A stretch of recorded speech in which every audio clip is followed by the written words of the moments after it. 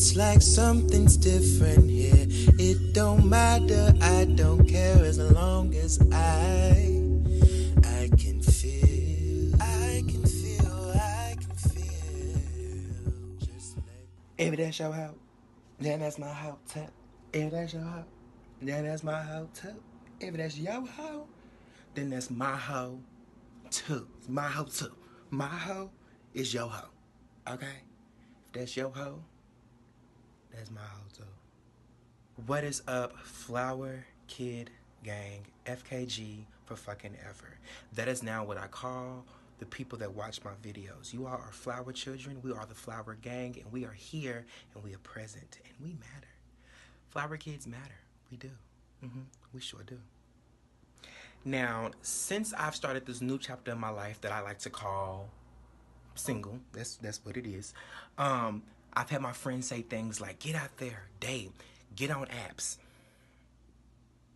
So I did just that. Downloaded apps like Tinder and Jacked, and then I realized that the world is a very, very strange and very, very creepy motherfucking place. Motherfuckers got some real, real issues out there. Some of y'all's fetishes, desires are just out of this world. Now, don't get me wrong. I believe in sexual liberation. I believe that you have the right to experiment, to explore your own sexual desires. However, some of y'all need just a little bit of help. You might want to talk to somebody about some of the shit that y'all want to do, because some of the shit that y'all are asking and requesting for people to do is a lot. It's a lot. It's a hell of a lot. But with also being single over these past like 7 months, wow, it's really been 7 months. Wow, that's a long time.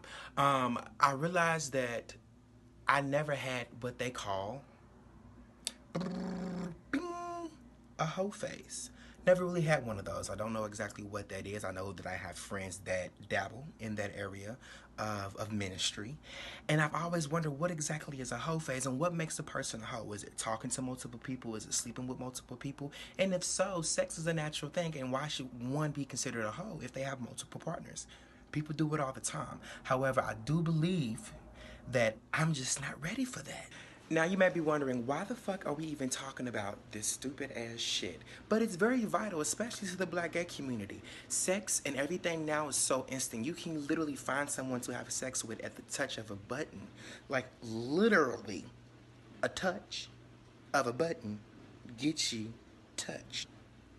A touch of a button gets you touched. Well, when my ex first dumped me, I went through a phase of wanting to just be by myself. I didn't really talk to my friends that much. And then I realized that I had several guys that maybe wanted to reach out to me to take me on dates. And it was really weird, because I don't know if anyone else has went through this, but I went through a phase in my life, and especially during that time, where I felt like even if somebody wanted to take me on a date or any of that, I felt like I was cheating on someone that I was not even with anymore.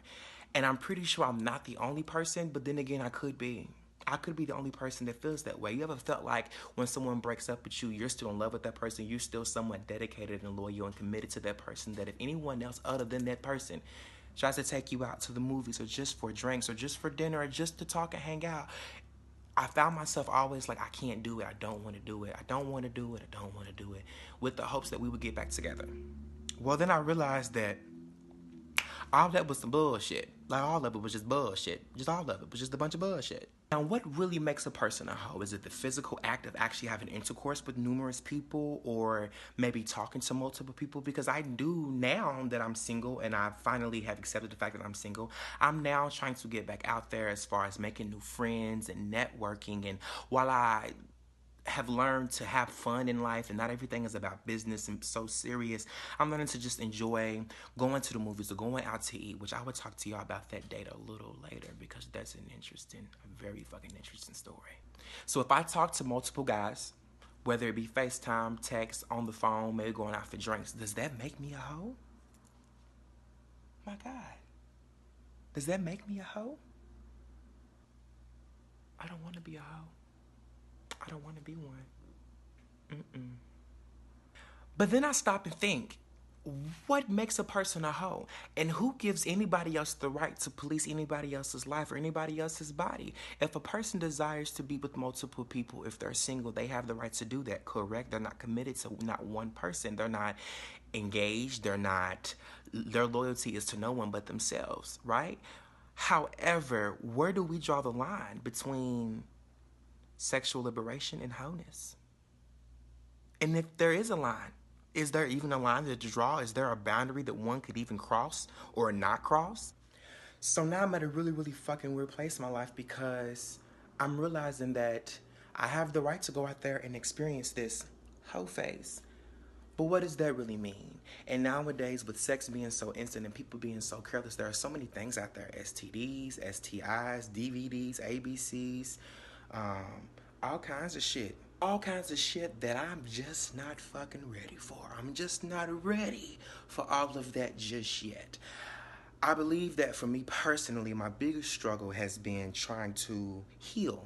And I think one of the reasons why I haven't jumped into anything else just yet is because I feel like I would be using that person as a rebound. This old saying, the only way to get over somebody is to get under somebody.